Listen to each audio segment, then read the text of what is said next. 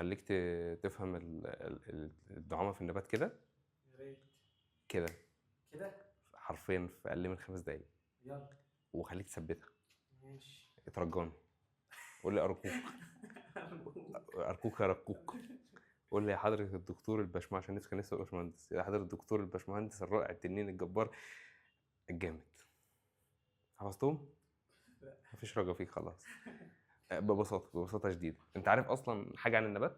نعم. ولا هو يعرف والله. بس تعالى نبص واحده واحده كده. في عندنا خليه عبيطه جدا جدا جدا هفا، حتى بيقول لك انا بتاع كله. خليه مالها؟ اسمها برانشيميه. دي الخلايا الاساسيه في النبات. دي عباره عن غشاء، الجدار الخلوي بتاعه شبه البيت كده، حاطين عليه طوب لبن، طوب الطري، اي زلزال بايه بيهد.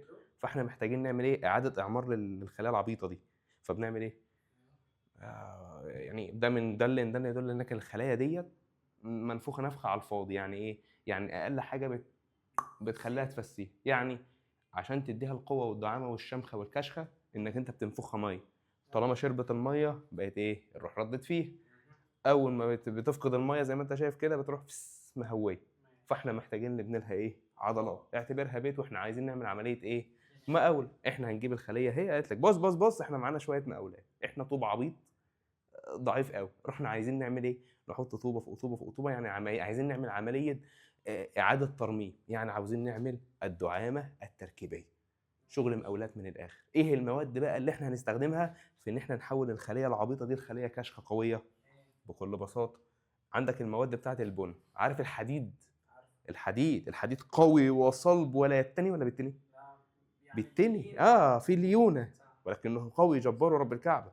على عكس قوالب الطوب القويه. فانت عندك هنا السليلوز، دي ماده شبه ايه؟ سياخ الحديد كده اهو. السليلوز قال لك ان هو زي الحديد المرن، الخرسانه. الليجنين بقى هو قوالب الطوب اهو، هو ده الاسمنت او الطوب الناشف. عندك بعد كده عندك ماده اسمها الكيوتي. ديت عباره عن ايه؟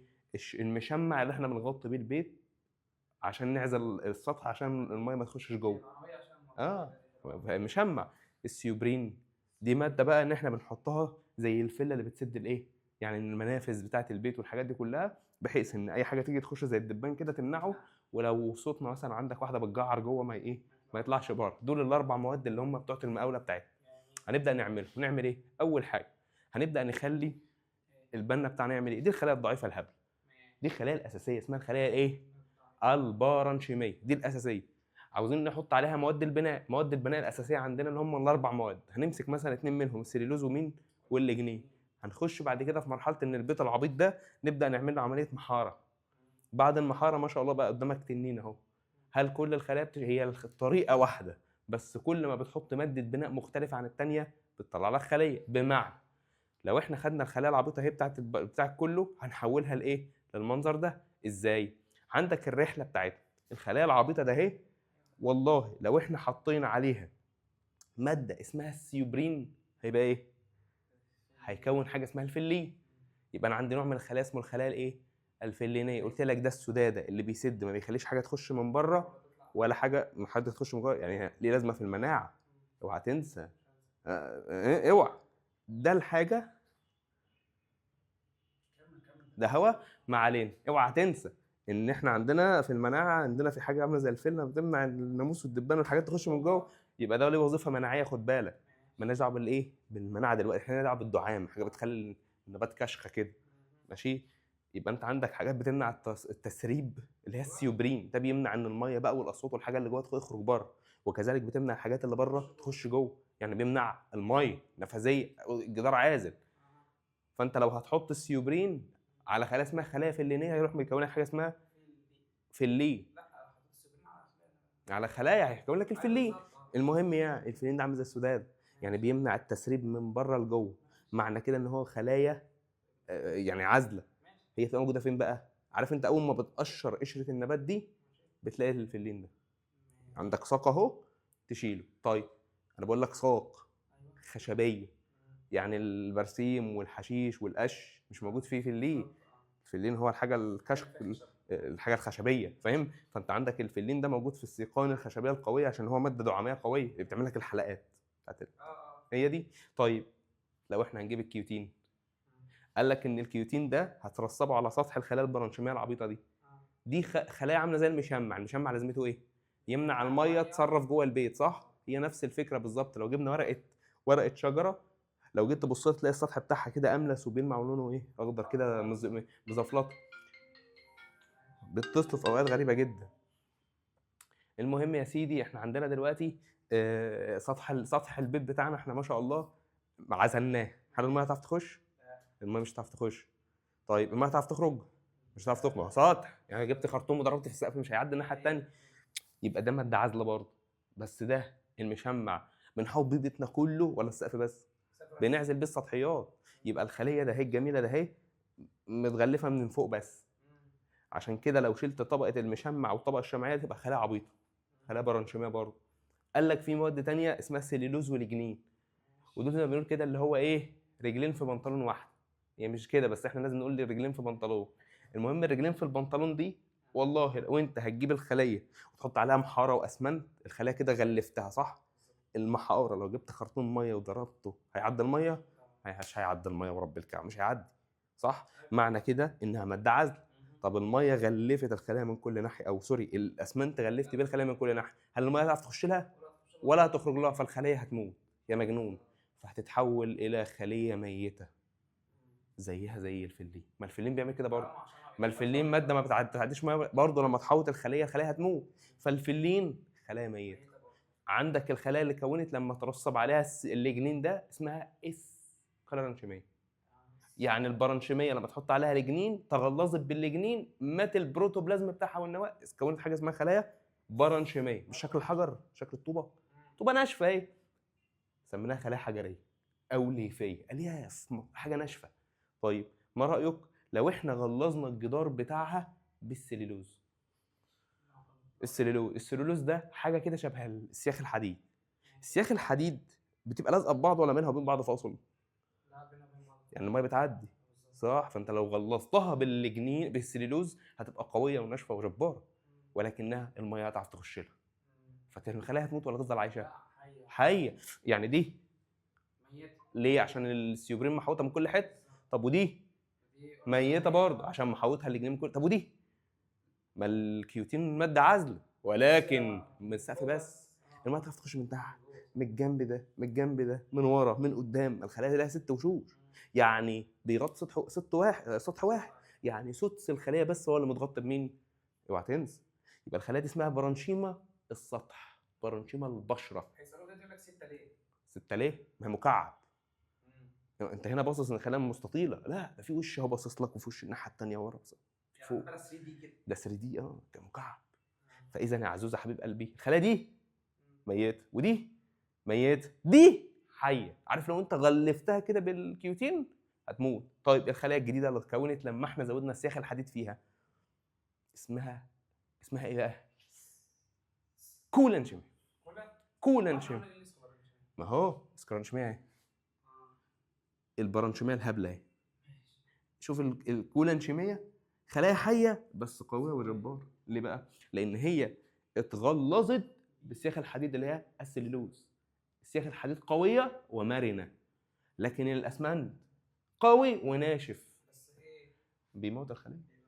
بيموت الخليه. يعني دي خليه ميته، ودي ودي دي حيه. ما دي الخلايا الاساسيه اللي هي البرانشيميه. يبقى انت عندك كم نوع من الخلايا؟ هتقول لي 3؟ هديك بالجزم 4. برانشيميه ودي الاساسيه، كولانشيميه وديت اللي عليها سياخ حديد، والثالثه ايوه انت قول معايا بقى، بطل عبط. ها الخلايا في حد احنا نتلبس هنا الهواء هيعمل لنا لبسه. الثالثه اسكالرانشيميه، والرابعه فيلينيه. حلو. طيب لو احنا جمعنا خلايا برانشيميه مع برانشيميه مع برانشيميه هتكون لي حاجه اسمها نسيج برانشيمي. ولو كونت كولانشيميه مع كولانشيميه مع كولانشيميه هيعمل لي نسيج واسكالرانشيميه مع اسكالرانشيميه مع اسكالرانشيميه. يعني النسيج ده اللي بيتكون من خلايا متكرره من نفس الحاجه اسمها نسيج بسيط. نوع واحد من الخلايا بتتكرر تعمل لك الشكل وخلاص. طيب لو انت عندك كذا خليه اتجمعت مع بعض هيكون لك برضه نسيج، ولكنه معقد في التركيب مثل هذا. فبقى عندك هنا انسجه الخشب واللحاف، ما تقدرش تقول عليها سكالرانشيميه بس ولا كولانشيميه بس ولا لا هو كده. اوعى تنسى ان اصلا الخشب خلايا سكلرنشيميه، ولكن يوجد بها برانشيما الخشب، هتاخدها في المناعه ان شاء الله باذن الله. يبقى اذا في فرق ما بين خلايا النبات، والخلايا دي لما تيجي تتجمع مع بعض تعمل لك نسيج النبات. النسيج ده ممكن يكون بسيط كذا كذا خليه من نفس النوع، او معقد ان دول يشتركوا مع بعض ويكون لك حاجه زي الخشب واللحاف. 5 دقايق ولا مش 5 دقايق متعلمينها بتوع المدارس. وده غير طبعا عطره اللبسه بتاعت الهواء، غير زياد اللي مش فاهم حاجه. لكن هو دلوقتي انت فهمت. قول لي انت وهي، الخلايا الاساسيه في النبات اسمها ايه؟ ده ملبوسه، ما تاخدش بالك. هي ملبوسه. احنا عندنا كده اول ما بنطلع نسجل العفاريت بتشتغل. ما علينا. الخلايا الاساسيه اسمها ايه؟ والخليه اللي بتغلظ بالسليلوز اسمها ايه؟ ده واحد هديله صفر، انما انت مش هتاخد صفر عسليه. يعني لما نرصب الكيوتين هيبقى اسمها برانشيما البشر. لما نرصب الجنين المحاره اس. ولما نرصب سيليلوز اللي هو عماده الحديد كولانشيميه جباره، اوعى تنسى. طيب الفلينيه. بص شفت حلو القصه. استنوا من ده كتير ورب الكعبه جبار. طب ما تيجي نبص كده احنا علينا ايه. بص بقى، انا عملتها لك حاجه كده زي كوميكس. هي ملبوسه صح؟ العفاريت اشتغل. محتاجين نطلع عمره، ده بجد والله بجد مش بهزر.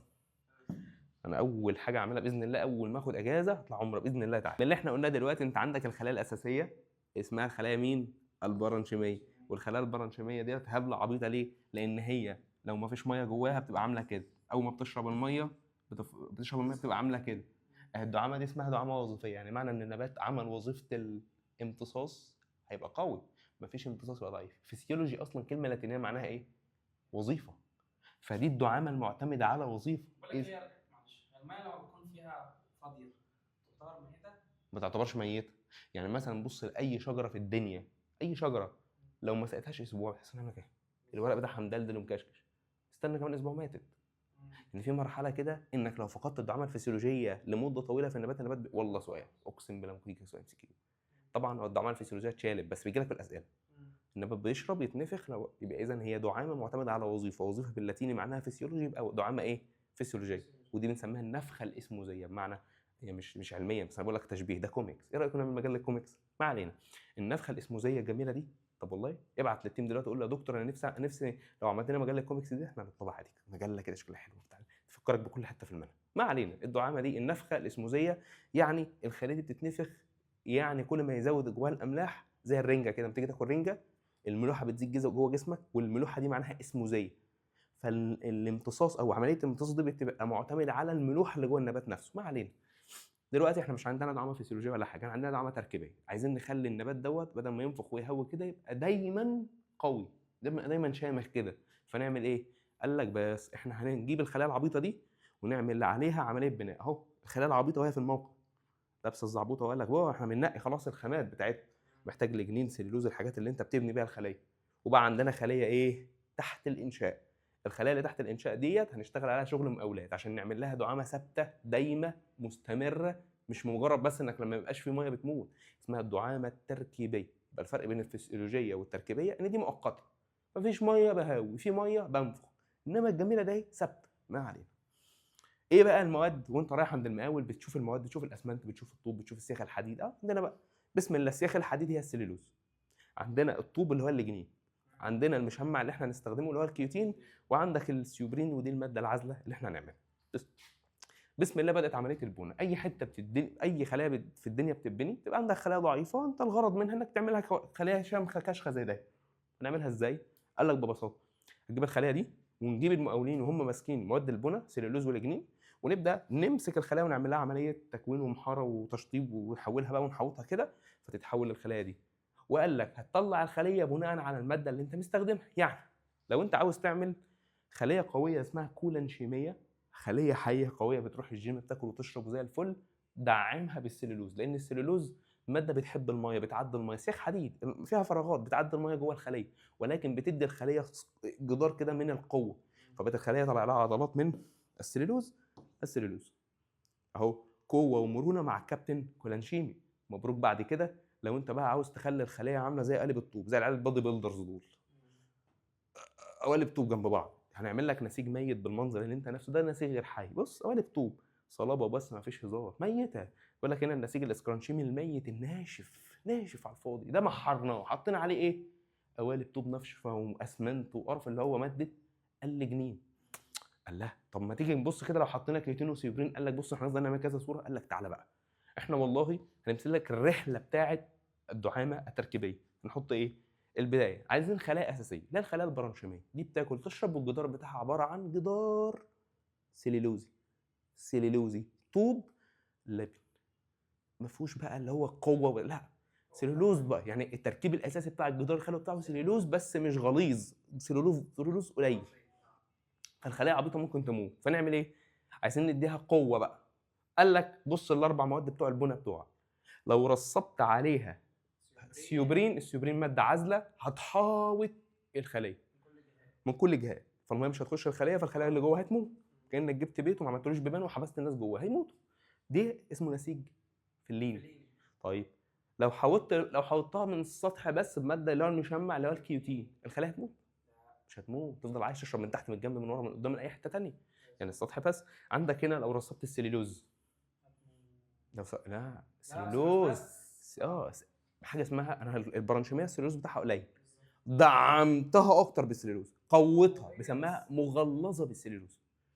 هنا ترسيب السليلوز هيديك خلايا اسمها كولانشيميه. ممكن سؤال غبي؟ اغبى استغبى، اتفضل اتفضل. السليلوز ده رفيع، ايوه لما يتخن هل قدره الخلايا انها تشفط الميه ده ابطا او اقل؟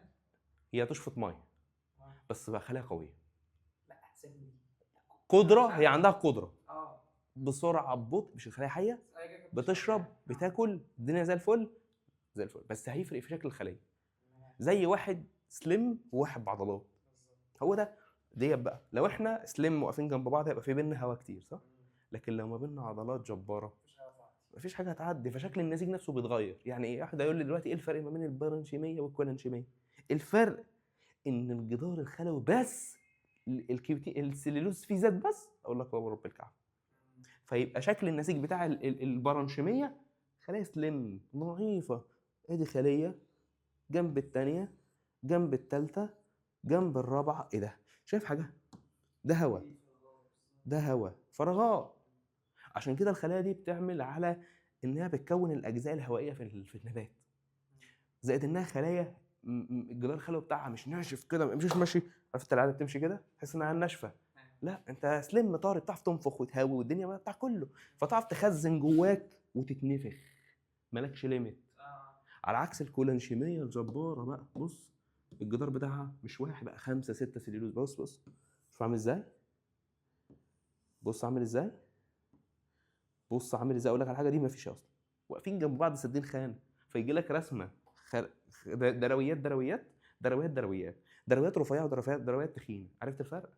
في فراغات، ده اسمه نسيج انسجه برانشيميه. مفيش درويات، ده اسمه نسيج كولانشيمي. هو جاب لك خلايا من النسيج، دي اسمها خليه كولانشيميه، بس لما يجيب لك خليه جنب خليه اسمه نسيج. فهمت اللعبه؟ طيب هنا لو رصبت لجنين خلايا ميته شكل الحجر، فالخلايا اللجنينيه ده هي اللجنين ده اسمها سكرانشيميه. لها نوعين، خلايا حجريه شكل قوالب الطوب او الياف واقفه جنب بعض الياف. فاذا هو دول بقى كلهم النبات وجبار ورب الكعبه. حلو حلو الكوميكس. طيب ما علينا، عندك في كوميكس تاني انا عامله لك، بس ده ايه عشان يديك النسيج لما بيكون من اكتر من نوع بيكون مركب. مركب. اقول لك على حاجه تثبت لك ان في انسجه بيبقى لها اثر ملموس بعد ما النبات يموت. بمعنى هات لي ورقه شجر وهات لي جذع شجره. ورقه الشجر لو سبتها سنه هتيجي تلاقيها ملبوسه ما علينا، هتيجي تلاقيها مش هتلاقيها، دابت لانها خلايا برانشيميه. امسك الجذع بتاع الشجره. عارف جذع الشجره عباره عن ايه؟ دلوقتي احنا هنعمل جذع شجره، جذع الشجر ونعمل ليه؟ هو ده مش ده الكوميكس؟ انا كده تمام يا دكتور، تشبهتني، عملت لي تشبيهات صح؟ دي التشبيهات اهوت في صوره وورد كوميكس. ماشي؟ طب احنا عاوزين نذاكر، ده واحد فهم. لو سالته على اي سؤال دلوقتي اهو والله العظيم ولا يمت بالمنهج بتاعنا بصوره الواد ده كان عندك امتحان النهارده. هو مهندس مساحه، ما علينا، تعالى بقى نبص. مالوش علاقه. فانت هو ايه؟ هو ايه؟ ما يعرفش حاجه عن ده، فده كوميكس هو فهمه الدنيا، وده حاجه حلوه قوي. نظام جديد احنا هندخله في المنهج بتاعنا، هنخلي الحصه بتاعتنا قد كده، فرق قد كده. يلا يا عم مش هتقعد في الحصه كتير، قد كده، وبقت ممتعه. ومش بس كده، هديك الخرائط الذهنيه اللي تذاكر منها. يعني انت لما تيجي تذاكر ذاكر منها. ايه ده؟ كل اللي احنا خدناه في دي؟ اه في دي اقسم بالله. طب هو لو عايز يذاكر من كوميكس؟ هو بقى مستنيين الرد بتاعه. يعني اعمل لنا مجله كوميكس، ان لك المنهج كله مجله منفصله عن المنهج، لان ما ينفعش ان انا ادخلها لك بقى. لا، هي هتاخد ورق قوي، وفي نفس ذات الوقت هنعملها لك بطريقه بس انت هتحبها. ما علينا. دلوقتي كل حته وانا بشرحها اعملها سكرين شوت ونزلها يعني كده في الجزء ده. ما علينا. دلوقتي الدعامه التركيبيه، يعني عندك في المنهج حاجه اسمها الدعامه التركيبيه. لما تيجي تذاكر بقى تذاكر ازاي؟ هقول لك ان النبات بيلجا الى ان النبات بتاعنا بيكون ضعيف، فبيلجا الى وسائل تخليه اقوى. خلايا العبيطه تخليها اقوى، ده بدا البتاع كده. المهم، عندك هنا بيحصل ايه؟ عندك الجدار الخلوي النبات يتركب اساسيا من السليلوز. انهي خليه؟ الخلايا الاساسيه اللي هي ده، الخلايا البرانشيميه. فيها فجوه عنصريه تتملي بالميه وتخزن الميه جواها، فالخلايا تتنفخ وتبقى قويه، معتمده على الميه، معتمده على وظيفه اللي بتدخل ميه، وظيفه الامتصاص، وظيفه باللاتيني معناها فسيولوجي. فبتدي حاجه اسمها الدعامه الفسيولوجيه. يعني الخلايا دي طول ما في ميه في دعامه فسيولوجيه يبقى قويه، ما فيش ميه يبقى ما فيش دعامه فسيولوجيه، ما هياش قويه. فاذا القوه بتاعتها معتمده على الميه، فسموها الدعامه المؤقته اللي هي الفسيولوجيه. فاحنا عاوزين نحول الخلايا العبيطه ده اهي لخليه مالها؟ لخليه اقوى. الخلايا الاقوى دي هنعمل ايه؟ هنحط شويه ترسيبات. عشان كده قلنا تركيبيه معتمد عليها زياده، ترسيبات ت مع الت، وفسيولوجيه معتمده على فجوه اللي جواها ميه، ف مع ف. ايام المنهج القديم كنا بنقول فسيولوجيه فجوه عصاريه، وتركيبيه ترسيبات. دلوقتي ما عندكش غير التركيبيه المعتمده على الترسيبات. دلوقتي عندنا الخلايا عايزين نبنيها، نستخدم المواد بتاعت البناء. اول ماده وهي الكيوتين، ماده غير منفذه. تاني ماده وهي السيوبرين، ماده غير منفذه. الليجنين غير منفذ، انما السياخ الميه بتعدي من جواه، ما بينها قصدي منفذه للمياه. فوالله والله والله لو احنا جبنا الخلايا البرانشيميه الجميله بتاعتنا دي وغلظناها، هتلاقي الجدار بتاعها اسمك بس، لكن هي حيه زي دي. هي الفرق بس ان الجدار بتاعها بقى مغلظ بالسليلوز، وبالتالي اسمها كولانشيميه. والخلايا الكولانشيميه مع خلايا كولانشيميه مع خلايا كولانشيميه تعمل لك نسيج بسيط اسمه النسيج الكولانشيمي. يعني ايه؟ تدخل في تركيب النسيج الكولانشيمي. طيب لو انت بقى حوطتها بماده الليجنين اللي هو الاسمنت، الخلايا بص فاضيه من جوه، ليه؟ ميته. والخلايا الميته بقت بالمنظر اللي انت شايفه ده، بس انت عندك الاسمنت بيديك القوه بس مفيش مرونه زي الحديد، فبتبقى صلبه وقويه، وما بتتجمع مع بعض تعمل لك نسيج بسيط اسمه النسيج الاسكلارنشيم. يبقى لجنين يعمل لك نسيج اسكلارنشيم. طب تعال نبص هنا للسيوبرين، زي برضو اللجنين هنا، بس ممكن يترسب من بره وممكن يترسب من جوه. من بره زي حاجه اسمها شريك كاسبير، عشان لو شفتها بس في اسئله. التفاصيل بقى مش عاوزها. اول ما تشوف شريك كاسبير اعرف ترسيب مين؟ ترسيب السيوبرين. حاجه كده بتحوط النبات بتمنع. دي ماده يعني؟ ماده السيوبرين بتعمل حاجه، مجموعه خلايا كده جنب بعض تعمل حاجه اسمها شريك كاسبير، لانها بتترسب في حتت معينه من الخليه. طيب لازمتها بص يا معلم، لما تيجي الخلايا تمتص الميه من الجدر، الميه بتتنقل عن طريق حاجتين. الخليه العطشانه تسحب من الخليه اللي شربت، فاللي شربت ترجع تعطش فتسحب تاني من الارض، وهكذا بقى. دي شربت جنبها عطشانه، الاسموزيه تروح سحبه من دي ترجع تفضى فتسحب من اللي جنبها، وهكذا. الميه بتتنقل من فجوه لفجوه لفجوه لفجوه. يبقى ده انتقال داخلي من جوه الخليه. تاني حاجه، الخليه عليها سليلوز صح؟ السليلوز دي ماده غرويه، ماده عامله زي الاسفنجه بتشرب ميه. فدلوقتي ايه رايك لو انت جبت منديل جنب منديل جنب منديل جنب منديل، وفي الاول حطيت نقطه ميه؟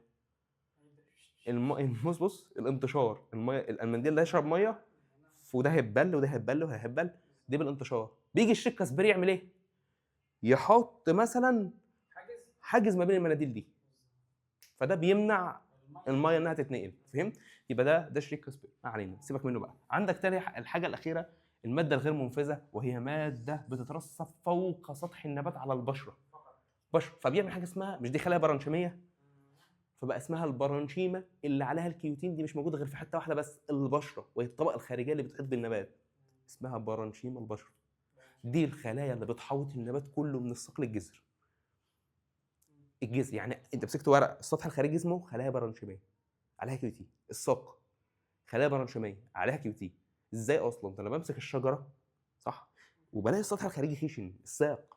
ازاي دي برانشيما البشره والورقه بتبقى ناعمه؟ اقول لك لان البرانشيما البشره طبقه الكيوتين بتاعت الساق دي معلومه اسرائيليه مالكش علاقه بيها، بس انا فاهمك ليه هي خشن كالطلاع. ان الساق الخارجيه ده بيترسب عليها اكتر ماده السيليكا. ماده السيليكا دي اللي هي الرمل، زي الرمل كده.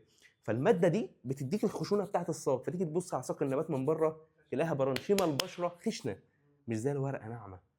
طب تنزل للجذر فيها برانشيما البشره عليها كيوتين؟ لا. ينفع تحط مشمع على بقك؟ الميه مش هتخش فهتموت. يبقى برانشيما البشره موجوده في كل حته في النبات ما عدا الجذور. جباره. هي دي طبقه الكيوتين اللي على السطح دي خلايا البشره انت شايفها. يعني دي برانشيم البشره ودي برانشيم عاديه. فهمت الفكره؟ طيب في رسمه مشهوره قوي في الكتاب، مشهوره قوي في الكتاب، رسمه من كتاب المدرسه نفسها. هي صوره منتنه قوي، هيجيب لك نسيج مقصوص الحته دي بس صوره معفنه طبعا. بص يا معلم، دي برانشيما البشر اول طبقه، تحتها خلايا كولانشيميه، وده دي الاوعيه الناقله، الخشب واللحاء. نسيج الخشب واللحاء اللي بيتكون اساسا من النسيج الاسكرانشيمي. لو جبنا ورقه بقى، رجعنا بقى لموضوعنا، لو جبنا ورقه نبات وسبناها سنه هتيجي تلاقي بودر تحل، دي خلايا برانشيميه. طب لو جبت الساق هتلاقيها ناشفه. ليه؟ لانها عباره عن خلايا اصلا ما فقدتش الدعامه بتاعتها. الخلايا ماتت وكل حاجه، بس اتبقى مين؟ الدعامه بتاعتها اللي هو مواد البناء. اتبقى الفلين، اتبقى السيوبرين. هم دول اللي مخلين العصايه اللي احنا بنمسكها ماسكه نفسها. ما سالتش نفسك ليه النبات مات وما اتحللش؟ الترابيزه، المكتب، كل دول خشب، ازاي ما اتحللش؟ اشمعنى الورق اللي اتحلل؟ اشمعنى معظم الجذور اتحللت؟ لان السيقان هي اساسا اهو قلت لك ما فيش غير برانشيما البشره هي اللي بره، حتى دي فيها سيليكون والرمل ما بيدوبش. من جوه هتلاقي كولانشيميه، الخلايا الكولانشيميه بتموت ولكن الجدار الخلايا بتاعها فيه سياخ، فيه سيلولوز ما بيموتش. عندك الاكتر حاجه منتشره هي الخشب واللحاء. لما تيجي تبص للخشب واللحاء، بص بص بص بص بص اهو، انابيب عباره عن اساسا ده. اي نعم ده معاه بس ده اساسي. وهل الاسمنت بيتحلل؟ حلل، فاديك اللي هي عصيان ناشفه اللي هو ده بالنسبه للدعامه التركيبيه. اساسا اول 5 دقائق كافيين، وتفتح ده وخلاص خلص الموضوع. احنا مطينا في ربع ساعه، ولكن الواد زياد هيحاول ان هو يظبطها لكم مثلا فاقل من كده. اجهز نفسك بقى عشان هنخش على الجزء اللي بعده، وهو احنا هنمسك الجزء النهارده كله نبات. نبدا نخش في الجزء اللي بعده وهو الحركه، بس الهرمونات والحركه في النبات. في ناس بتسال نفسها دايما هو ليه يا دكتور بتشرح الحركه والهرمونات مع بعض؟ حتى الناس اللي جم اشتركوا معانا في الهرمونات في اول السنه دخلوا في الهرمونات ما لقوش غير الهرمونات في الانسان. ليه؟ لان بكل بساطه الهرمونات والحركه رجلين في بنطلون واحد. هو حاجه تانية بس احنا بنقول رجل عشان نحس محترمه. فاذا لما تيجي تذاكر الحركه اخبط عصفورين بحجر واحد. ليه يعني؟ وانت ما سالتش نفسك هو ازاي النبات بيتحرك؟ هو في نبات بيتحرك؟ في نبات بيروح نفسه سواء راح جاي هنا؟ مفيش نبات بيعمل كده. النبات ليه حركات ولكن موضعيه، وهو في مكانه. النبات في مكانه بيتحرك حركه موضعيه. مفيش غير بعض النباتات بتتحرك حركه كليه، يعني بتنقل من مكان لمكان، ولا المكان تحت كله على بعضه يروح متحرك لتحت، حتى ما بيسيبش المكان ويروح في حته ثانيه. ازاي؟ عايز بعض الاساسات اللي انا عايز اعرفها لك يا واد يا زين، وانت كمان انت وهي. اساسات يا دكتور احنا في مراجعه، اقول لك ببساطه شديده يا ولا ركز معايا، ما هي مراجعه في ناس لسه اول مره تسمع، وانت حتى لو سمعتها هتلاقيك ناسي الكلام ده. حتى الحلوف في الورق ده سمعها معايا قبل كده وهتلاقيه ناسيه. ابسط حاجه، بص يا معلم، انا عندي نبات اهو، ساق نبات اهو، سيبك من الاوراق دلوقتي، انا جايب ساق نبات اهو، ده الجذر بتاعه. حلو؟ شايف الحته اللي فوق ده اسمها القمه الناميه. اسمها ايه؟ القمه الناميه. القمه الناميه دي ده هي دي بتطلع مواد كيميائيه. المواد الكيميائيه المحفزه او المثبطه، تعرف ازاي؟ اقول لك معلم. القمه الناميه دي هي اللي بتطلع ماده هرمونيه جوه النبات. يعني النبات ما عندوش هرمونات زينا، عنده حاجه اسمها الاوكسينات. الاوكسينات دي مسؤوله عن نمبر 1 نمبر 1 نمبر 1 النمو. مسؤول عن ايه يا زياد؟ عن النمو. وما هو النمو؟ يا دكتور انت جاي تعمل اعجاز علمي؟ اقول لك لا والله. النمو يا اولاد بكل اختصار وبدون حساسيه بيني وبينكم، النمو عشان اطول يبقى الجنب اليمين خلايا تزيد، صح؟ والجنب الشمال خلايا تزيد. فطول ده النمو. الجنب اليمين خلايا تكتر. فانا عندي هنا بكبر هنا في 10 طوبات وهنا 10 طوبات، ماذا سيحدث؟ هنا 10 وهنا 10 فطول. طب ايه رايك لو حطيت هنا 20 خليه 20 طوبه وهنا 10 بس؟ البرج هيميل. بس خلص. الاوكسينات مسؤوله عن رقم واحد وهو النمو. والنمو عباره عن ان انا احط قوالب طوب قوالب طوب قوالب طوب الناحيه دي قد هنا، صح؟ 3 قد 3 طول. طيب ماذا يحدث لو حطينا هنا 5 قوالب طوب وهنا 3 بس؟ النبات هيروح عامل كده. والعكس صحيح. ايه ده؟ يعني الاوكسينات دي مسؤوله عن النمو. النمو في حاجتين، يا اما نمو بالتنشيط يا اما نمو بالتثبيط. انا بشوف الجمله دي في كتاب بتعفرت مش فاهم. هو في نمو اسمه نمو بالتثبيط؟ ركز معايا. عارف انت الساق ده اهي بتحب الهرمونات، بتحب الاوكسينات. هل تعلم هذا؟ وهل تعلم ان ذلك الجذر يكره الاوكسينات؟ اشبهها لك باختصار بسيط. احنا لازم ناكل عشان نكبر، صح؟ بس انت جبت عيل بيحب الاكل وعيل بيكره الاكل، ما بيحبش ياكل. عيال المسمومه دي عارفها؟ ربنا يجعلنا منهم. المهم العيل عندك دلوقتي الساق عامله زي العيل اللي بيحب ياكل، والجذر عامله زي الواد اللي بيكره الاكل بس لازم ياكل عشان يكبر. فبنعمل ايه؟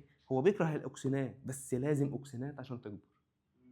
بص بقى، الساق كل ما تديها اوكسينات تطول، زي العيل اللي بيحب الاكل كل ما تديله اكل يكبر ما شاء الله. ولكن لو اديت له اكتر من اللزوم جسمه هيحصل له ايه؟ هيتخن، هيفشل، مش هينفع. فاذا الساق لو هنعتبر مثلا ان ده منحنى، هنقول مثلا ان الساق محتاجه من 10 ل 20 اوكسينات مثلا عشان تكبر، يبقى ده المدى الطبيعي. لو زادت عن كده هيكبر؟ لا. لو قلت عن كده هيكبر؟ حلو، دي الساق. طيب الجذر اهو، الجذر ده مسموم بس لازم شويه اكل عشان يكبر. هو محتاج من كام؟ محتاج من 5 ل 10 او مثلا من 5 ل 15، سيبك من 10 عشان يكبر. ايه اللي هيحصل لو اديت له 16؟ هيقف. لو اديت له 4 هيقف. وده لو اديت له 9 هيقف. وده لو اديت له 20 هيقف. وصل لك حاجه؟ عشان اكبر الجذر والساق مع بعض محتاج اديهم قد ايه؟ محتاج اديهم من 10 ل 15. هنا دي المنطقه المشتركه ما بينهم، صح؟ لو اديتهم من 10 ل 15 اكسين انت كده بتكبر مين؟ بتكبر الساق وبتكبر الجذر.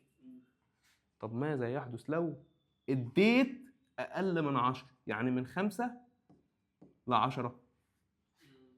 الساق هيقف ولا مش هيقف؟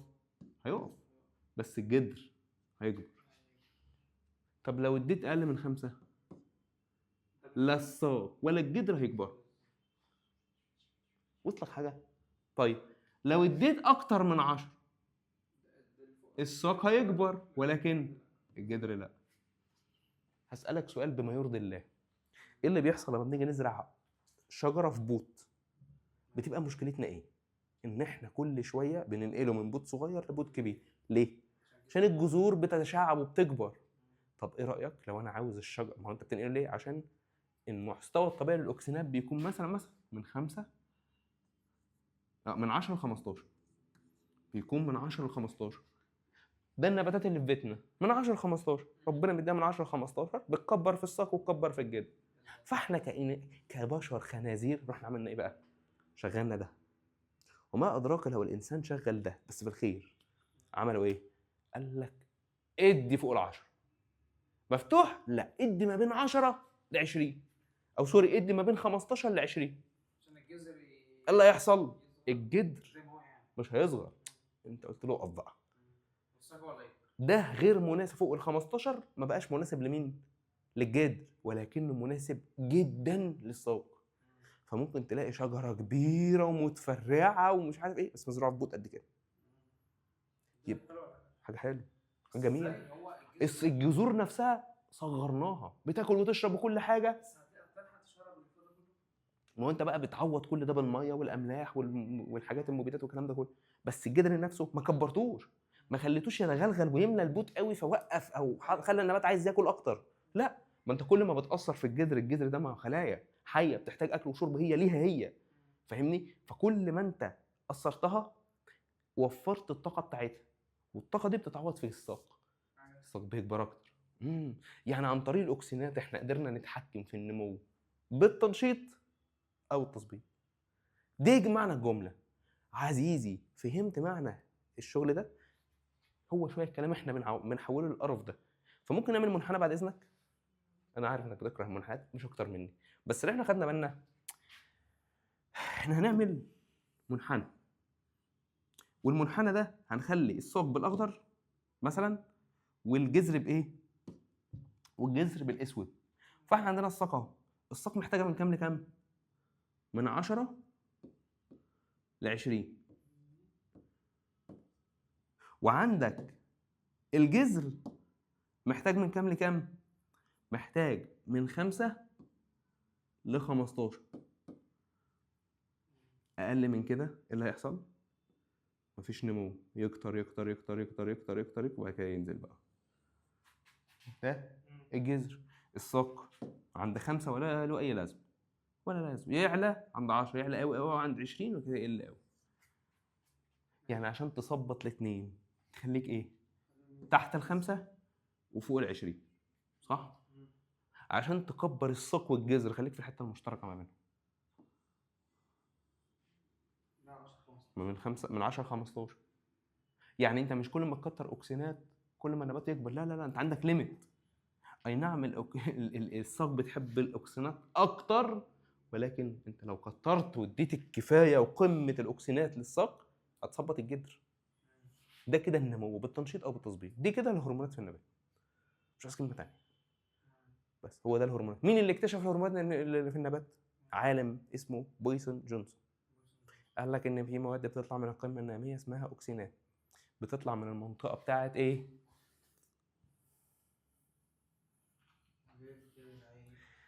والله بص، لا، عندك بتطلع منين؟ من القمه الناميه. القمه الناميه دي اسمها منطقه الاستقبال.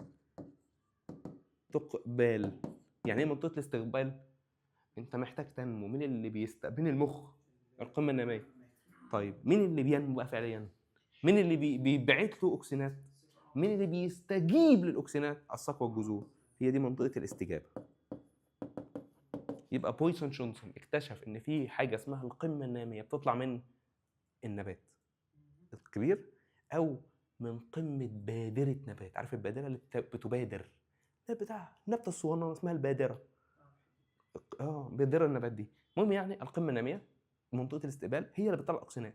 بويسون جونسون لقى ان بتطلع الاكسجينات دي لما جه حللها في المعمل لقى انها مواد كيميائيه منشطه للنبات. لقاها انها بتتكون من اندول او نفسول حمض الخليك. يعني احنا ممكن نعملها في المعمل. دي اللي كانت موجوده في لبن جوز الهند. فهمتوا؟ تقول لي مين لبن جوز الهند؟ يعني جابوا جوز هند وقعدوا يعصروا فيه طلع اللبن بتاعه. المهم يعني ايه يا عم، ده مخلوط كده في المعمل كيميائي اتكون فكان لونه ابيض شفاف شبه جوز الهند. عارف جوز الهند؟ جوز الهند بتطلع ميه لا لونها ابيض كده. لا يا عم، عندك هنا ده لبن جوز الهند، ده شبه لبن جوز الهند. ما دي الاوكسينات لانها مواد كيميائيه ممكن اعملها في المعمل وتركيبها الكيميائي كذا كذا كذا، وبتطلع من القمه الناميه اللي اسمها منطقه الاستقبال والاستقبال تروح للساق او الجذر عشان يستجيبوا، فسمى الاثنين دول باسمها منطقه الاستجابه. هل تتذكر معي مين المسؤول عن تشحم المبيض بتاع النبات؟ الهرمونات. يعني مسؤول عن نمو الساق وتكوين الثمار. لما كان النباتات الحوليه بيتكون فيها البذره والهرمونات بتاعتها بتوصل للقمه، بتبدا الهرمونات دي تعمل لها عمليه تثبيط للنمو. كانت النبات زي القمح والذره يصفروا. يعني مسؤول برضو عن تساقط الاوراق ونمو الاوراق برضو. ما هي النمو في الاول وفي الاخر. يعني لها اكتر من وظيفه. بص، اي حاجه هتهبدها في النبات صح ما عدا حاجه واحده بس، تكوين البذور. لان البذره ده جنين، عشان نكون جنين لازم حبايه لقاح وبويضه، لازم اخصاب. يبقى البذور ما بتتكونش بهرمونات، الثمره بتتكون بهرمونات، الورقه بتتكون بهرمونات، الثمره نفسها تقع بالهرمونات. لكن تكوين البذره نفسها يعتمد 100% على الاخصاب.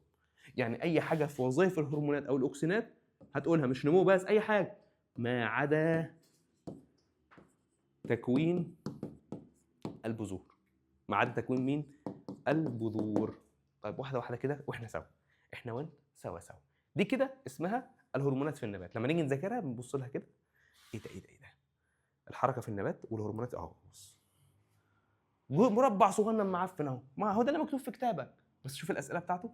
عندك هنا يعتبر بوينسون جونسون عام 1913 اول من اشار الى الهرمونات النباتيه اللي هو الاكسينات. استطاع ان يفسرها. تفسر اي النمو اهو. الحاجات دي كلها تنشيط تتابع نمو الانسجه، اللي هو النمو العادي. تاثير على النمو بالتنشيط او التثبيط، يعني لو زودت او قللت هيقف، ولو زودت حاجه معينه هتنمو الساق، ولو قللت عن حته معينه هيكون الجذر بس، وهكذا.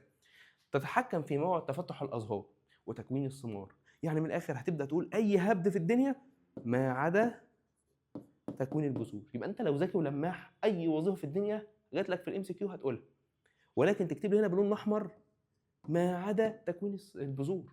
دي ما ينفعش تقولها. طيب دي كده الهرمونات في النبات. عايزين حركه بقى. الحركه في النبات نوعين من الحركه. باشا عزيزي، هم نوعين اتنين. في حركه بتعتمد على القرف اللي احنا لسه واخدينه ده اهو، اللي هو الهرمونات. يعني ايه؟ يعني حركه معتمده على نمو جزء اكبر من جزء. مش النمو انت بتطول كده، لو خليت الجزء ده يكبر اكتر من ده هيحصل ايه؟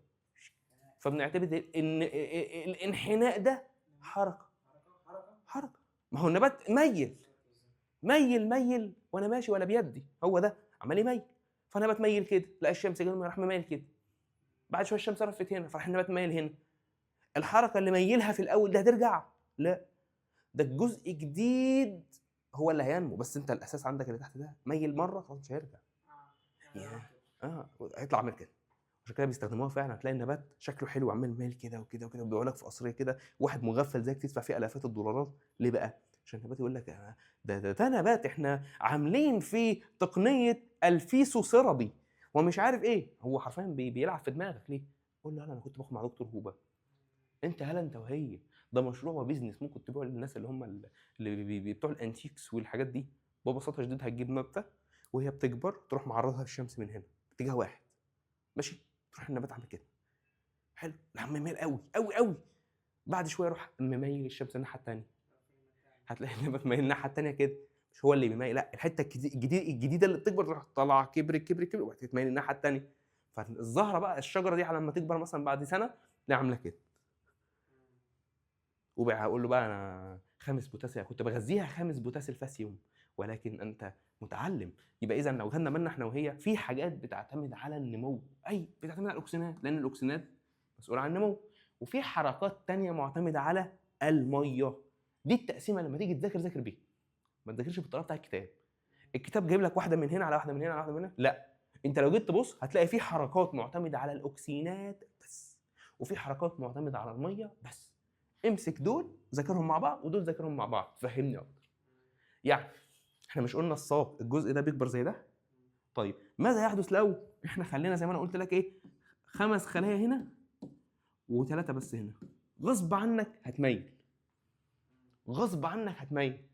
انا هتسلك. احنا عملناها في اول السنه. الناس الجديده لو احنا جبنا هتسلك الصور اللي في الكاميرا ده، اللي في الكاميرا ده في الجنب ده، ايوه تعالى زياد كده بعد اذنك، احنا مطقمين زي بعض على فكره، نفس اللون. ما عليك. ده ايوه اهي القمه الناميه اهي، ماشي. القمه الناميه ده اهي نحط لها دي بتطلع اكسجينات، ماشي. خليها صغننه اهي كان انا باب لسه بيطلع. القمه الناميه اهي بتطلع اكسجينات، الساق من الناحيه دي ومن الناحيه دي. حلو. ايه اللي هيحصل يا زياد لو احنا خلينا الاكسجينات تمشي في الناحيه دي اكتر من دي؟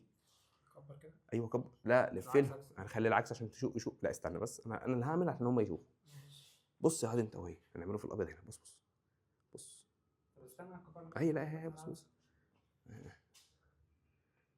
خليت الجزء ده يكبر. انا اللي ميلتها ولا لما ده كبر غصب عنه راح مميل الناحيه دي؟ مايل لوحده. ما هو ده النبات ميل انحنى، ممكن نسميه انتحاء. اقعد بقى. ده اسمه انتحاء، ومن هنا جت الحركه بتاعه الانتحاء. حركه الانتحاء ما هو الا نمو بس جزء اكبر من جزء. فلو جينا ناخد بالنا اللحظات وبضع لحظات كمان هتلاقي ان الانتحاء معتمد على كذا حاجه. اول حاجه، مين القمه اللي بتستقبل المؤثر؟ اكيد في حاجه خلت النبات يخلي جزء اكبر يكبر ينمو اكتر من جزء. اقول لك الشمس، الضوء.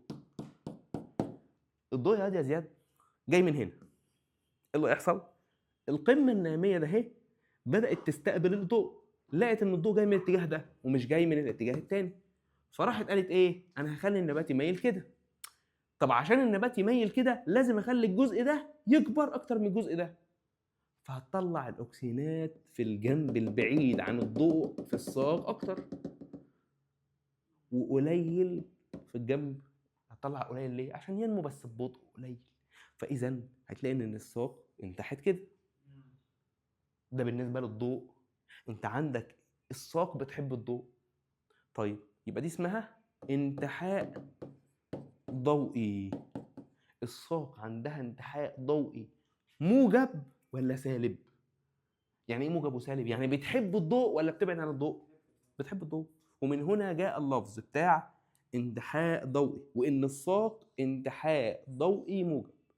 اهو الشمس جايه من هنا، القمه الناميه بدات تطلع بس في الناحيه البعيده اكتر من الناحيه القريبه، فبقى ان الساق ايه؟ تتمط من الناحيه دي اكتر من الناحيه دي.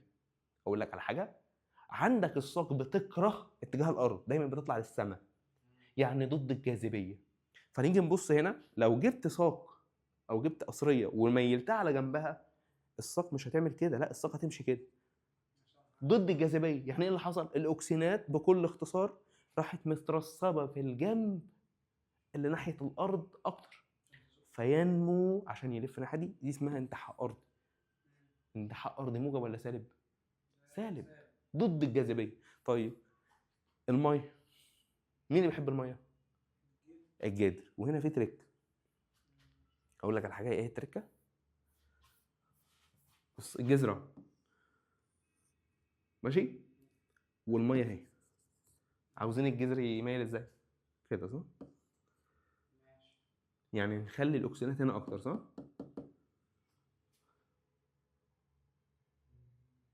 نخلي الاكسجينات هنا اكتر وهنا اقل. مش انت بتقول ايه؟ بالظبط عشان دي تكبر.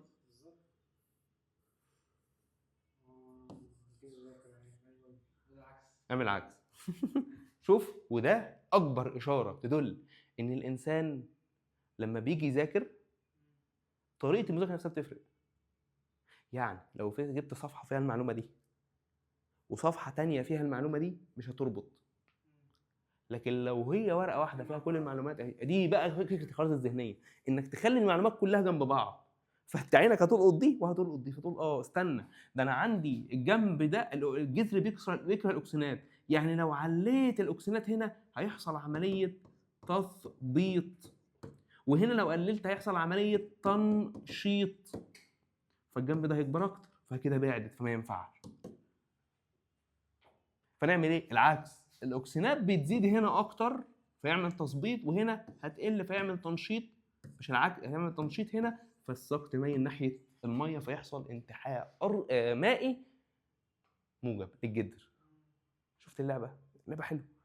دي الانتحاء. مش عندك في المنهج؟ لا مش عندك في المنهج، ولكن بيجي لك في الاسئله اخر السنه واول السنه، بيعتمد على اسئله. الحركه دي يا زياد انا قلت فيها سيره حركه بتعتمد على الميه، ما جبتش سيره الميه، هي بتعتمد على الاكسجينات. طب ايه اللي هيحصل بعد ما الجذر ده خلاص مايل هنا كده صح؟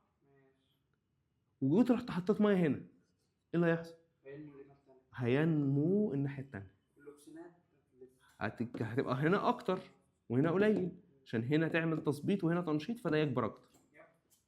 طيب هتتعدل ولا هتلف؟ هتلف مش هتتعدل.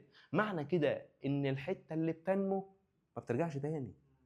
يعني هو حركه اولا بطيئه لانها نمو بتاخد وقت، تاني حاجه غير ارتجاعيه irreversible، يعني ما بترجعش فيها تاني. ايوه برافو عليك. يبقى دي حركه اللي بتعتمد على الاكسجينات. ممكن تاخد لي منها جمله كده، الحركات اللي بتعتمد على الاكسجينات طويله الامد بتاخد وقت. اكتب ورايا في الورقه اللي قدامك. تاني حاجه زي ما هي بتاخد وقت، تاني حاجه ايوه غير ارتجاعيه. يعني الساق لما تميل ما بترجعش تعدل، لا ده بتكون امتداد للساق هي اللي بتتعدل. طيب دي اول حاجه اللي هي حركه الانتحاء بتعتمد على الاكسجينات. تاني حركه الشد. يعني ايه حركه الشد؟ يعني بكل اختصار شديد في نباتات بتكون الساقان بتاعها ضعيف، شبه المكرونه ضعيف، محتاجه ايه وهي طالعه؟ تمسك وتتشبث في ساق دعاميه عشان تفرد نفسها. اذا في ساقه اهي تمسك تطلع منها دراع وتروح ياسر، اقفش بقى انت كده وانشفي زي ما انت كده عشان انا هطلع دراع جديد واشد نفسي فوق كده. انشفي بقى زي ما انت كده. شفت انا بعمل ايه؟ بطلع حاجه، الحاجه دي بتمسك وتشد وتنشف.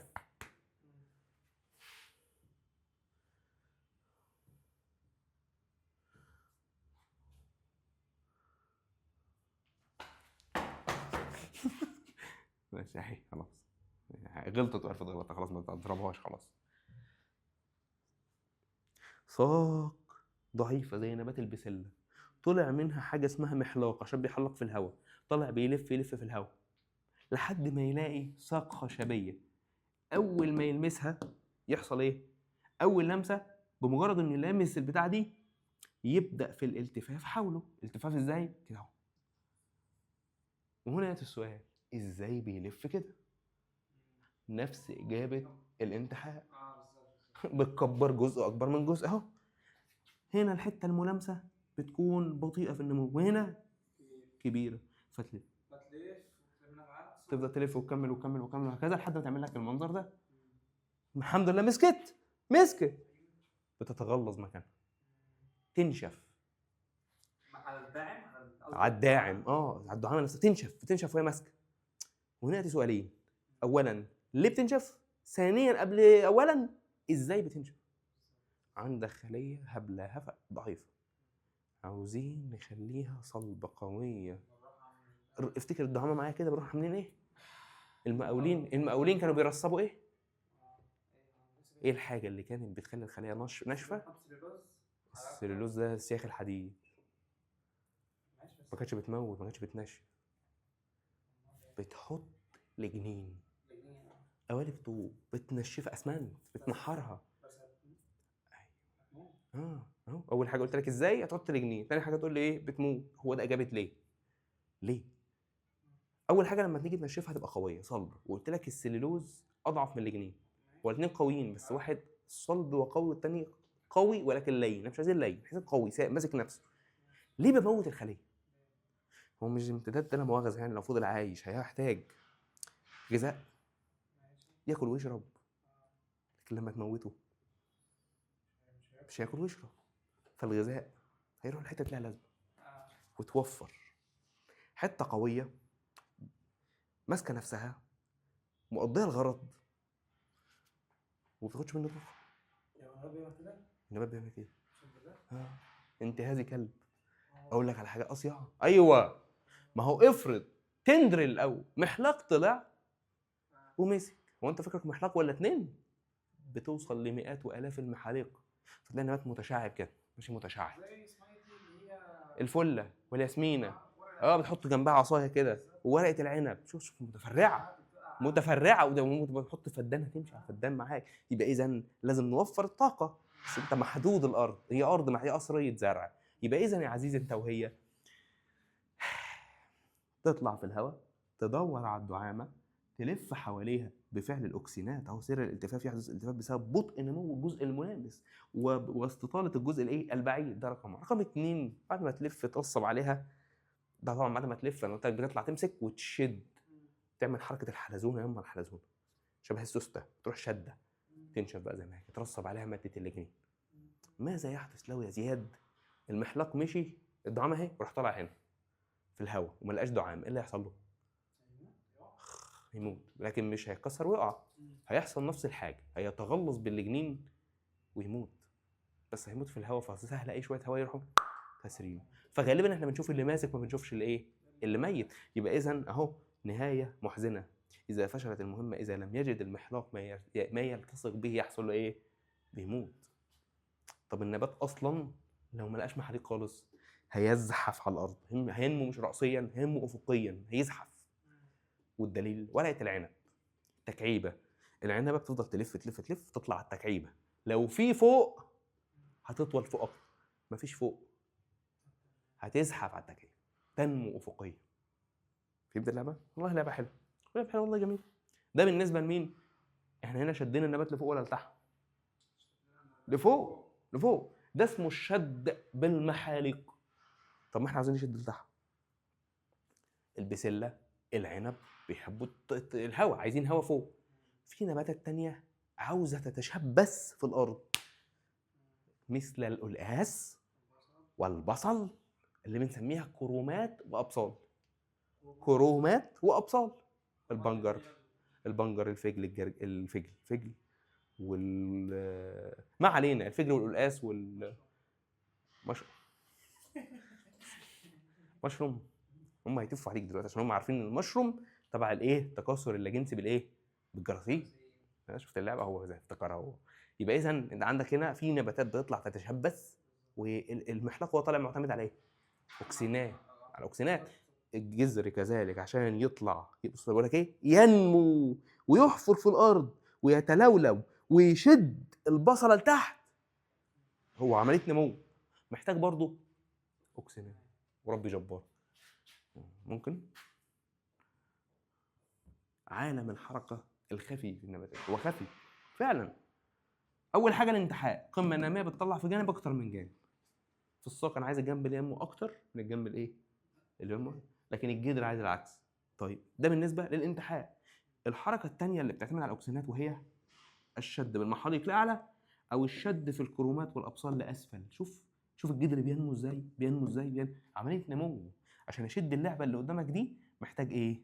برافو عليك، انا محتاج اخلي الجذر نفسها تنمو لتحت. دي اسمها هو الجذر هو نفسه اللي بينزل ولا هو بياخد البصلات اللي ينزل بيها؟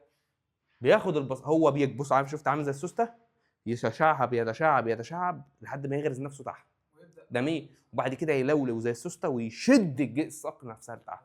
عشان كده البصلايه لما تيجي تبص لها وانت بتزرعها وهي لسه صغننه، بنيجي نبص عليها نلاقيها كده، بص يا جدع، بتنزل لتحت، الساق بتكبر اكتر. دكتور انا ما بشوفش السيقان دي الكبير ده، بلاقيها ايه؟ صغننه. ما الست قصتها، اللي بيبيعها لكم قصتها والله. دي لو انت خلعها من الارض بتلاقي شراشيب كده اطول من شعرك يا قرع، اطول من شعرك. يبقى اذا انا عندي المنظر اللي انت شايفه ده، وهنا ياتي السؤال، ليه؟ ليه بيحفر نفسه في الارض اكتر من كده؟ هقول لك. اول حاجه مش ده نبات محتاج بناء ضوئي، وعشان يعمل بناء ضوئي محتاج ورق، والورق لو النبات صغير ورقه صغير، وكل ما بيكبر ورقه بيكبر علشان يعمل بناء ضوئي اكتر ويديله غذاء اكتر. طيب الورق بتاع البصل عامل ازاي؟ عامل شبه الايه؟ شبه الشراع بتاع المركب، يعني اي شويه هواء بيخزنه فيتخلع من الارض. فنعمل ايه؟ نروح مخلين الساق الجميله ده اهي تغرز نفسها في الارض، فاي شويه هواء الاجزاء الهوائيه بتاعتها دي تبقى ماسكه نفسها من تحت ما تتخلعش. بس كل شيء خلقناه بقدر، ربنا خلق كل حاجه بقدر، كل حاجه بقدر. يبقى اذا ده بالنسبه لمين؟ للجزء ده. طيب كده انت عرفت الاوكسينات وعرفت الحركات اللي بتتم عن طريق الاوكسينات، ما هي الا نمو.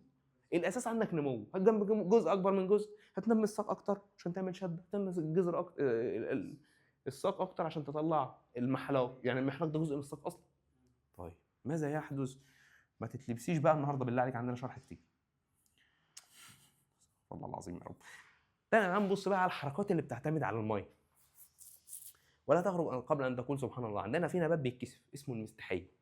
نبات المستحيه ده ربنا سبحانه وتعالى مركب الورقه بتاعته عامله كده، هو نبات شكل النبات عامل كده. لما جينا نزوم، يعني ايه؟ يعني خدنا الحته دي مثلا ورحنا قاطعينها.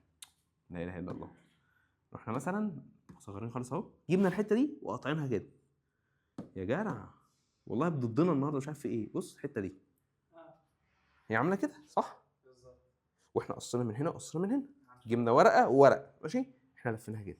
فشفت دي درويه، وورقه طالعه من هنا ورقه طالعه من هنا اهي. الساق اهي، في ورق هنا ورق هنا ورق هنا ورق هنا. احنا قصينا واحده ووريتها لك. واخد بالك من حاجه؟ واخد بالك ان هنا القاعده بتاعه الورقه نفسها عامله شبه بالونه ومقسومه نصين، والناحيه الثانيه كوره مقسومه نصين. حلو. هنعتبر ان انا اهو ورقه يمين وورقه شمال، والكتف بتاعي وباطي هما الكوره. طيب هيحصل ايه لو في ميه اتكومت تحت باطي وميه اتكومت تحت باطي؟ مش عامل كده صح؟ طيب ايه رايك لو الميه دي هربت من تحت باطي لفوق كتفي؟ طريقه مفصل حرفيا، ربنا عامل ميكانيزم مفصل. اول حاجه ان الميه بتكون موجوده، النبات وهو مفتح ورقه عامل كده، عامل كده اهو، في ورقه مفتح، يعني الميه في المفصل ده في النص الفوقاني اهو اكتر من الجزء التحتاني. اول ما تيجي تلمس ورقه النبات الميه تهرب بسرعه من تحت لفوق، سوري من فوق لتحت، فيحصل ايه؟ ايه ده بالراحه، هو تحت هيطلع فوق؟ هو فوق فوق اهو، انا فتح ورقتي ماشي، هينزل لتحت هيخليني ارفع دراعي. مبروك بس خلص. فيحصل ايه؟ ان النبات المستحيه ده الاوراق بتاعته موجوده على جوينتس، مفاصل. فالمفاصل دي الميه بتتحرك من اعلى لاسفل او من اسفل لاعلى، فتعمل حركه ان الورق يقرب من بعضه وكانه اسابه الذبول وكانه نايم. صح؟ تمويه يا ولا. ازاي بقى؟ بص، في نبات اسمه نبات المستحيه بيستجيب لللمس، زي واحده بتستحي، لو واحد جه يقرب منها لمسها بس تروح متكسفه. هو ده نبات المستحيه، ومن هنا طلع اسمه يستحي. لو واحده جت لمسته، اول حاجه الميه بتهرب من المفاصل اهو، سواء لفوق او لتحت. الميه دي بحركه الميه دي المفاصل دي هتخلي الورق يقترب من بعضه وكانه استحى وكانه ذبل واصابه الذبول. اهو بص بيبقى عامل كده، الورق قرب من بعضه ازاي؟ هو لازم كده اصلا تمويه. تمويه ما اعرفش. تمويه يعني كأن شفت انت في حيوانات ما تاكلش الجيفه، يعني في حيوانات ما تاكلش الحاجه الميته، حاجه زي كده. في نباتات، في حيوانات ما بتاكلش الجيفه، فعشان تضحك عليها ففي حيوانات اللي بتعمل نفسها، يعني في ارنب بيبقى عامل نفسه ميت زي الدب مثلا. الدب ما بتاكلش الجيفه، الدببه تقريبا. الديابه برضه، الديابه ما بتاكلش الجيفه. في حيوانات ما بتاكلش الجيفه، فتمويه، ده اسمه تمويه. انا بقى بضحك على الخصم. ما علينا. بيتدلى ورقات المستحيه عند لمسها وكانها اصابها الذبول. طب وحركه الظلام؟ ايه حركه الظلام دي؟ شفت الحركه اللي حصلت هنا دي مع اللمس؟ لا، نبات المستحيه بيجي بالليل يروح كده، ويجي بالنهار مؤثر ضوئي، الضوء بينشطه. انت متخيل؟ يبقى ده هو نبات المستحيه. طيب مين تاني اللي عنده حركه الظلام؟ يعني بيجي بالليل اوراقه بتقرب من بعدها وكانها اصابه الذبول. قولها. الفول. الفول اهو. الظلام نبات المستحيه ونبات الفول بيحصل لهم ايه؟ بكل اختصار الورق بتاعهم يقرب من بعضه كانه نايم. بيسموها حركه الاسم الثاني بتاعها حركه النوم واليقظه. بالنهار يجي يفتح ويشقشق، وبالليل ايه؟ الحركه دي سريعه ولا بطيئه؟ بالنسبه لل طيب انت بتقول بطيئه. بطيئه بالنسبه لنا بنحسبها بالايام، وسريعه بنحسبها بالساعه او باللحظه. الاوكسينات عمليه النمو بتاخد لحظه ولا بتاخد ايام؟ بتاخد ايام، فعشان كده هي بطيئه. انما دي لما بتيجي بالليل النبات ينام، الصبح بيفتح، بس يعني بسرعه، الساعه بيبقى مثلا ربع ساعه يكون عامل كده، يبقى دي سريعه. يعني انت ممكن تلاحظه اصلا يا ابني النبات المستحيه ده، النبات المستحيه بتلمسه بيحصل لحظي في نفس اللحظه، ده لحظي، الموضوع لحظي. وتيجي تبعد يعني ارتجاعي. هنا غير ارتجاعي وبياخد وقت، انما هنا حركات سريعه وسريعه. يبقى ده بيحصل في حركتين، حركه اللمس وحركه الظلام. في النبات المستحيه حركه اللمس، ونبات المستحيه والفول بيحصل فيهم النوم واليقظه اللي هي حركه الظلام. الحاجه الثانيه اللي بيحصل فيها حركه مائيه، او الثالثه بقى اللي بيحصل فيها الحركه المائيه، اسمها الحركه السيتوبلازميه. بص يا معلم، جابوا خليه كبيره اسمها خليه تحلب اسمها الإيلوديا. نبات الإيلوديا ده الورقه بتاعته طويله والخلايا بتاعته بتبص تحت الميكروسكوب بتلاقيها واضحه والحاجات اللي جواها واضحه. لقوا ايه؟ لقوا ان الميتوكوندريا والبلاستيدات الخضراء عمالين يلفوا ويجروا ورا بعض. يلفوا كده. شوف الخلايا عامله ازاي؟ الاخضر ده هو البلاستيدات الخضراء، لقوا البلاستيدات الخضراء عامله كده. عماله تلف ورا بعض بالمنظر ده اهو. في اتجاه واحد طبعا. عمالين بيلفوا ورا بعض في اتجاه واحد. هنا هسألك سؤال، هي البلاستيدات الخضراء اللي بتجري ورا بعض ولا السيتوبلازم اللي هم دايبين فيه هو اللي بيجري؟ هو اللي بيلف. اه انهي اللي بيلف؟ السيتوبلازم. السيتوبلازم هو اللي بيلف. جيب كوبايه ميه وحط فيها شويه فل اللي هو الابيض ده ودوب الميه، هو الفل هو اللي بيجري ولا الميه اللي بتجريه؟ يعني انت بتشوف حركه الميه عن طريق الفل، يبقى انت بتستدل عن حركه السيتوبلازم من البلاستيدات الخضراء نفسها.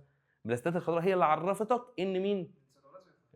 جه عالم جميل جاب نبات الإيلوديا ولقى ان السيتوبلازم بيلف دايما في اي خليه حيه. ليه؟ الغذاء مثلا داخل الخليه دي صح؟ دخل واقف هنا. ازاي هروح هنا؟ عن طريق الحركه السيتوبلازميه، هو اللي بيوزع الغذاء ما بين العضيات. بس مبروك. دعامه حركه اقل من سهم. دعامه حركه هرمونات في النبات. وعرفتك ازاي تذاكرهم. اقول لك على حاجه، في ورقه حلوه هنا اهي. ورقه حلوه اهي. الورقه دي ركز كده. قسم لك نصين. حركات بطيئه اللي هي الحركات التي تعتمد على الاكسينات، وفي حركات سريعه ودي اللي بتعتمد على الميه. اهو اللمس. شوف الورقه عامله ازاي. والنوم واليقظه بيعمل نفس الموضوع. ايه اللي بيحصل اهو؟ لو المفصلات نفخت بالميه الورق ينفخ، لو المفصلات فقدت ميه الورق مهويه. طيب هنا دوران، حركه دورانيه سيتوبلازميه، السيتوبلازم بيلف ماشي اهو. حركه دورانيه سيتوبلازميه، دوران مستمر لاي خليه حيه للسيتوبلازم، شفناها في نبات الإيلوديا. طيب من خلال اللي انت درستهم هنا وهنا بقى، دي حركه بطيئه ودي الحركه السريعه. البطيئه اعتمد على الاكسجينات اهو، اعتمدت على الميه. اقول لك على حاجه، السرعه، الحاجات اللي بتعتمد على الميه دي حركه فيزيائيه، الميه بتتحرك بالفيزياء ماشي، ودي حركه سريعه. انما الحاجات اللي بتعتمد على الاكسجينات اللي هي الكيمياء ودي حركه بطيئه، زي الامتحان اهي الضوء مثلا ياخد وقت. ورقه من لك الدنيا برضه. يبقى انت عندك كذا خريطه، خريطه مختصره فيها الصور هي اكتر، وفي خريطه ذهنيه يتذاكر منها. يعني دي انت عايز تجمع الدنيا دي صوره، وعايز بقى تذاكر الدنيا كلها تلاقيها في الخرائط الذهنيه دي جايبه لك كل جزء بتفاصيل الكتاب. ده الفرق. يعني بيقول لك مثلا ممكن تبص هنا الاول من الاخر انت بتفهم. بالظبط. دي بتخليك تفهم وتحفظ خلاص. انت دي السورس بتاعك النهائي، ده انت هتفتحها خلاص مش عايز حاجه تاني. تيجي تفتح اي كتاب او اي ملزمه شرح او اي كتاب مدرسه مش هتلاقي فيه كلمه ناقصه، لان ببساطه وانا بعمل الورقه دي بجيب كتاب المدرسه كوبي بيست وبناء عليه بنسق. انما هنا انا بعتمد على الصور اكتر، وان انا احول لك الموضوع لشكل كوميدي انك انت بتعرف تلقطه من اول دقيقه. كان هذا كل شيء، واخيرا صلى الله وسلم وبارك على سيدنا محمد وعلى اله وصحبه اجمعين. and as always be healthy and be safe. السلام عليكم.